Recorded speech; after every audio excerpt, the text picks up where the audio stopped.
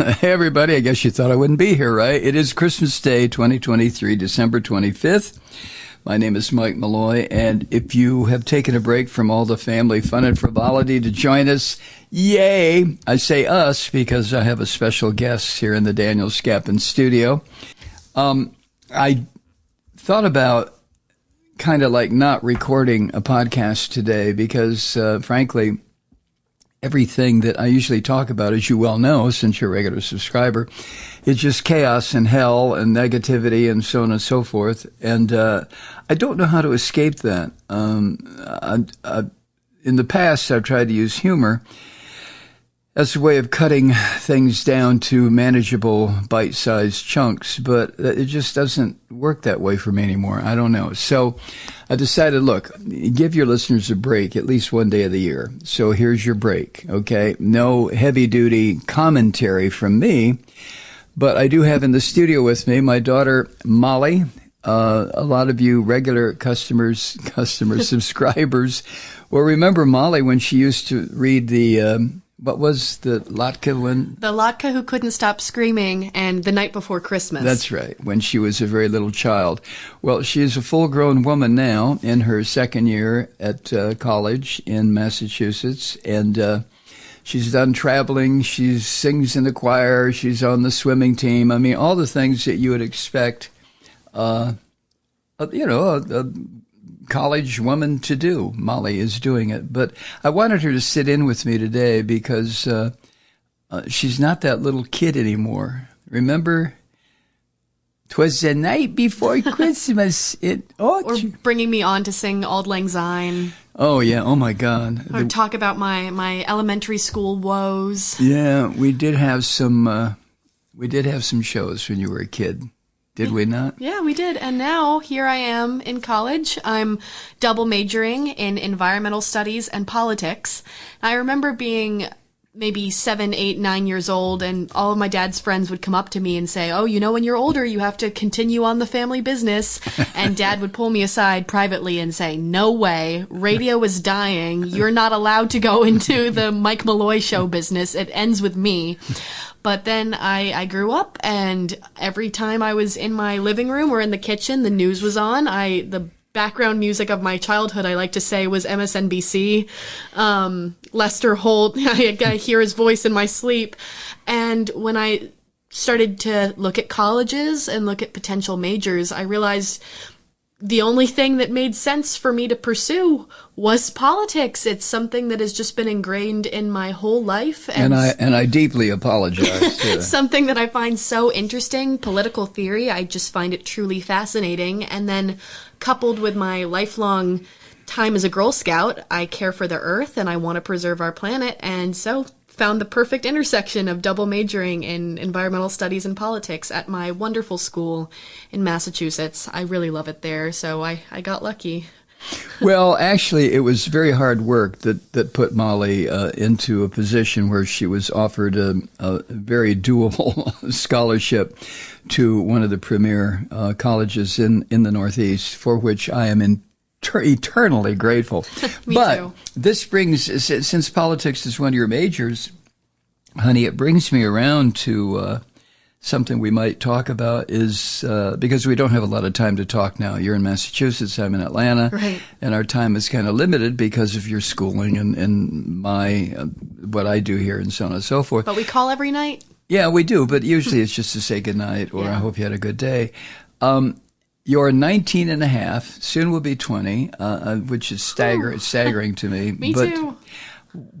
Maybe just let's start this little old podcast with a general sense from you as a young person who's extremely active in politics, in just about every social issue that's out there, whether it's feminism or LGBTQ plus politics or the Middle East or whatever, you have managed to just stay as active as any kid I've known and watch grow up. So an overall view, maybe, if that's not too broad, of how you see things, generally speaking, in this country. Right. As you and I have talked about many times, this drift to fascism is something that your generation is going to have to deal with. Right. Well, my scale of studies up until this point has been focused mostly on American politics, both at school and at home with you. I'm really interested in international relations, and that's something that I'd like to pursue in a master's program, and I've taken a world politics course that I found extremely fascinating. But right now, it's just been a lot of watching our country go down the gutter. And it's funny, ironic, not funny, haha, where my two majors intersect is environmental studies is learning how the climate's gonna explode and humanity is gonna blow up the planet, and then my politics major is examining how we're all gonna kill each other, and so it's that sounds so lovely. I know, it's right. It's so fun and interesting. Why couldn't you just be an English teacher? Right. English, yeah. But I have definitely become a very leftist presence. I wouldn't describe myself as liberal. I think there's a lot of extremism on both parties, and extremist Democrats in a lot of ways overlap with extremist conservative Republicans. I'm more of a Bernie Sanders Democrat like you. Mm-hmm. The rise of Christian fascism in this country has not been... I don't really discuss that as much in school as I do with you, because I know it's something that you're very passionate and worried about. Exactly. Yeah. At school, it's very much more kind of examining the structures of democracy and how their origins and how they're going to possibly collapse in certain ways. Do you not find it ironic that this... the guy I call the orange bastard, and since you're here, I'm trying to not use terribly nasty language. Me too. But how the orange bastard is using the very structures of democracy to destroy democracy. I mean, how do you, as a student, especially a student who's studying these issues, that must at times make you feel like you're losing it. It's really terrifying. Yeah, it's certainly a very scary reality. And everybody at my school, whether you're a politics major or not, is extremely politically active and aware and conscious. Something that I find a little irritating sometimes is that we're all on the exact same side, since it's such a small school and it's a progressive school. So we'll be in class and we can't debate any points because we're all in the same perspective. But it's the best place for me to be in a country with so much political unrest right now, because it is a homogenous community. And sometimes I worry that that's not giving me an accurate, perspective of how the world really is. Mm-hmm. But I think there's enough of that I'll experience my whole life, that if I can spend these 4 years in a relatively safe, like-minded community, I'll take what I can get. Mm-hmm. Well, let me interject. You're not isolated. You read the New York Times. Yes. You read the Washington Post. We're not isolated from ideas. Right. But we are in Western Mass. I'm not near Boston. I'm not near New York City. I'm not in a place where there would be a lot of political rioting or unrest. Were that to happen, something similar to January 6th happens again in this upcoming election. But the mood on campus about the 2024 November elections is fearful. We're very scared. And Massachusetts is a blue state. Our governor, Maura Healey, has made it explicitly clear that our right to abortion will be protected. Our constitutional rights will not be infringed upon. It's really nice to see. What is your assessment of the progression of fascism in this country, and B, how close we are to really coming to a fascist form of government? Well, every political analysis I've interacted with in the past couple years has said if Donald Trump is elected president next fall, he's going to be the country's last president, because he's going to become a totalitarian leader. And I don't know how much... Do you believe that? I don't know if I've analyzed enough,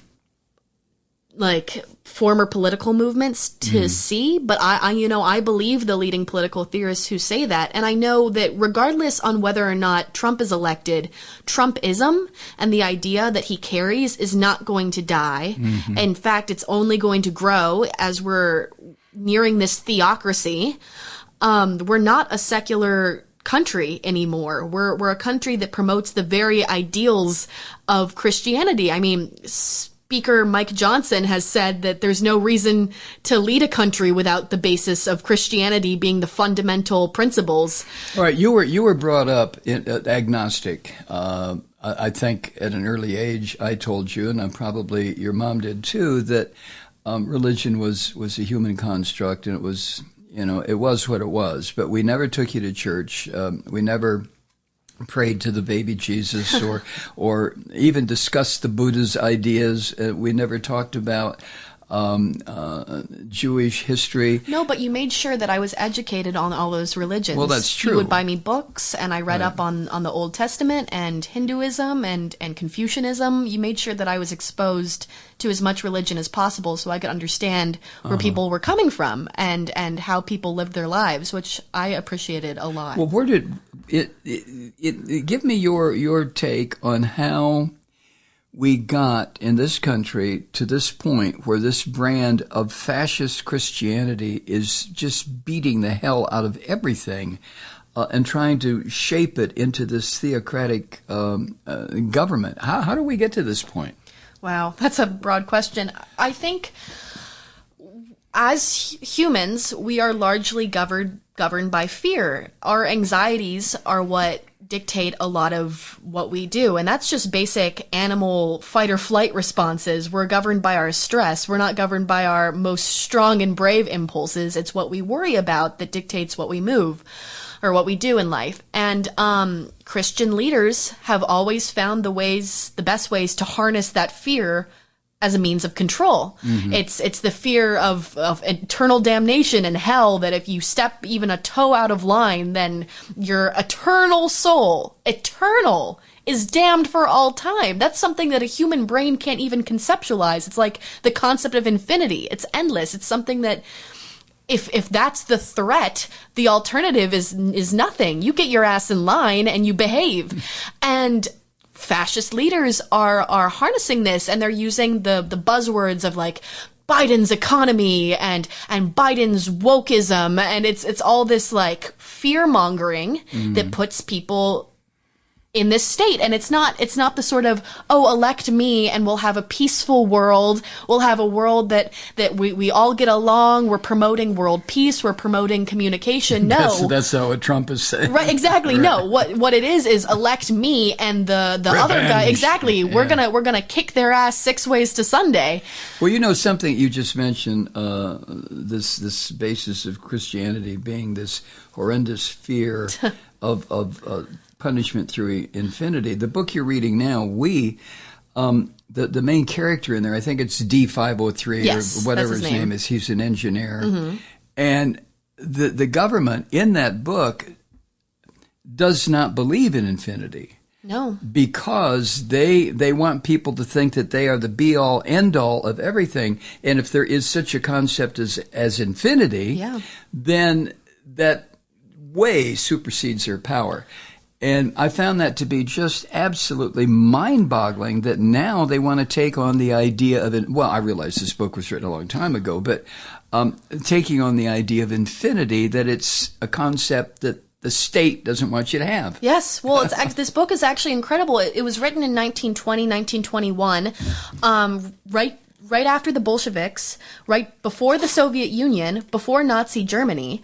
And this writer, Yevgeny Zamyatin, I think, predicted totalitarianism 3 decades before it was used in popular political theory, the idea of becoming one. But he promoted communitarianism. He understood that being part of a commune, an us, was a good thing, but the government turns that into a we. Mm-hmm. You're not out of many one whole thing. You're part of the uniformly surveilled. Yes, right. You're just part of the machine. And this book is so interesting because the totalitarian tyrant is called the benefactor, kind of like in 1984, it's Big Brother. And that's something I've always found fascinating about these dystopian novels, where the person in charge is always given this kind, familial name meant to provoke or invoke a sort of passion and caring instead of the iron fist that's actually rules by. And this whole book is set inside a blockade years before the USSR's Iron Curtain came down and isolated the Russia from the rest of the world. Yeah, and it's fascinating that he just came up with all this and accurately predicted it. But criticisms of this book, critics have said, he predicted that totalitarianism was going to be a future where everything is awful because it's perfect. They've made this perfect world with no suffering, when in reality, it became a totalitarianism of humanity's worst movements and imperfections, and that's what actually happened. So he was right in some ways and not in others, but the ways he was right, reducing people to numbers, that's what Hitler did. It's the world of mass communication and systems and trains that made this genocide of anonymity, I think, is what the foreword of this book says, possible. And that's only growing today in a world with so much mass communication, being able to show something in seconds to someone across the world. Let me interrupt. You seem to have a good grasp on the theories and the dangers of totalitarianism and rising fascism in this country, which, by the way, as you know from our discussions, fascism almost took over this country back in the 1930s. Right. Because the German-American Bund, the idea that Hitler the Germans and the Brits and the Americans should combine to become the world dominating force against all the other races, and nations. But since you have a working understanding of this, my question would be to someone your age, your generation, do you have any plan, or can you see any plan to resist this, knowing, because you stay up on popular, what's going on in popular culture, knowing the way things are. What is your generation? I know you don't speak for the whole generation, but what would be a workable thesis for your generation to fight this? It's something that is completely implausible at the point that we've gotten or reached as a country, but it's eliminating a two-party state. The bipartisan system is the nexus that is destroying this entire country, because you can't fit all of humanity's unique feelings and ideas and perspectives and ideals into red and blue. It's not this or that. Well, the framers warned against political parties. Oh, yeah, George too. Washington. And a party against itself cannot stand, and it's divided against itself. And it's so true, because when it's this side or that side, that's feuding. That's one against one, and that doesn't promote cooperation, it doesn't promote collaboration, and it doesn't promote any sort of, free-flowing thought. I mean, every time you hear on the news bipartisan talks in the House and the Senate, you have to laugh. Yes, and it's just compromising on compromising on compromising. What's the solution? First, destroy the two-party system? I don't mean that in a revolutionary sense, but just eliminate it, but how? And secondly, replace it with what? Right. Well, I've read a lot of political theory coming out of Europe, and European theorists look at America and they just have to laugh, because they think, how did it come to be red and blue, one or the other? And what they promote is you need multiple parties. Parliamentary system. Yes, you need the Green Party, you need the progressives, you need more people you think every single Republican is a Trumpist Republican? No. There's a huge sect of Liz Cheney Republicans who don't believe that Trump is the utter god and arbiter of the political system. But there are very many far-right Republicans who do. They don't all belong in the same party. We have plenty of Democrats in our party. You think Joe Biden is a progressive Democrat? No, he's very centrist, and that's fine, but he shouldn't be. The problem is with one or the other. Now, I'm not far enough along in my studies or my knowledge of the world as a system, or just America as a system, that I can propose a set solution of how we would get to a multi-party system. But that's the only way out, because you're either going super far in one direction or super far in the other, and there's always going to be political unrest there. Well, you don't believe then in the idea that Biden, for example, I would consider him politically, on the political sliding scale, to be center-right. Yeah. So you don't believe in center-right, center-left, or even a center. I believe in it, but I don't believe it exists in any strong capacity in a government system. Like, nobody's running as, I'm a centrist, elect me as an independent. An independent has never gotten any significant number of electoral or populist votes, ever. But they're running on platforms that most people in America could probably agree on. There's sides there's a little bit of blue, there's a little bit of red, and that's the way that political thought should be. What caused the political birth of this orange bastard, Donald Trump, in your opinion? I mean, where did he come from? He was a failed reality TV star. Well, even the reality TV bit of it was kind of not true. But how did this monster get to the point where every single, and I say this advisedly, every single Republican, you mentioned a minute ago, there are Republicans who are not maggots, but every single Republican in the House and the Senate refuses to question what he's doing. Yeah. Liz Cheney's no longer there. Right. So how did this happen? Answer me. Right. Tell me, Molly. Tell me. The only way I can see it is he was something that nobody had ever seen before. He was brash and he was bold and he was crass and he insulted people, and he was something completely new that a lot of people who were sick with Obama's 2 terms wanted to see something more fiery and some more actual action. And he ran on this platform of, I'm not your corrupt politician. I'm just your media star. I'm just another American citizen like you. And we're going to fix this country by making it great again. He ran on a platform of the American dream of we're going to build this country from the ground up, as if we were at the ground when he was running. And we're going to expand, and we're going to, it's something that politicians had never thought to say before, because it was so outlandish and so ridiculous. We're going to do this with China. We're going to do this with Putin. He was speaking out on things that presidents historically had kept very much inward, very private.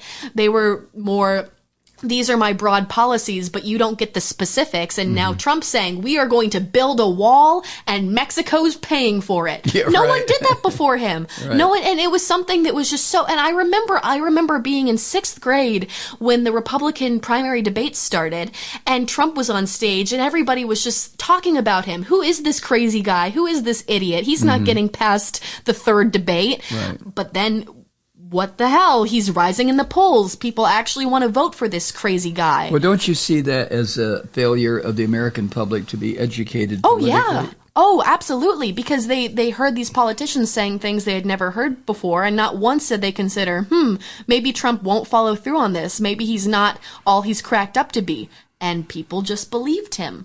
And because where's the fact checking in a Republican presidential debate? Oh, the New York Times does it the day after? Well, Tucker Carlson says he's right. Right, but what about the fact that the Washington Post kept track and they counted actual lies, over 35,000 lies during the Trump administration?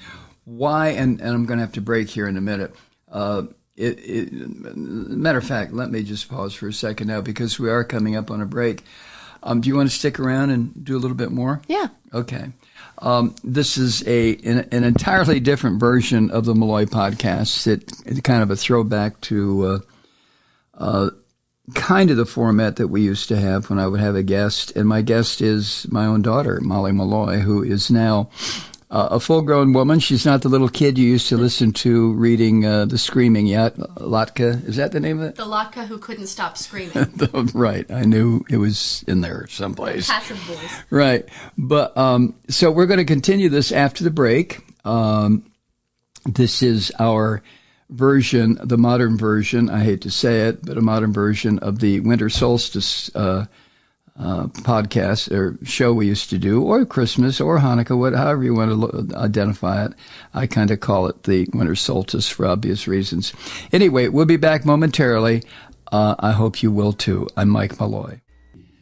Hi, Truth Seekers. Mike Malloy here. You know, the Progressive Voices Network brings you commercial-free commentary from today's leading progressive radio hosts and pundits, like me, Mike Malloy, 24 hours a day.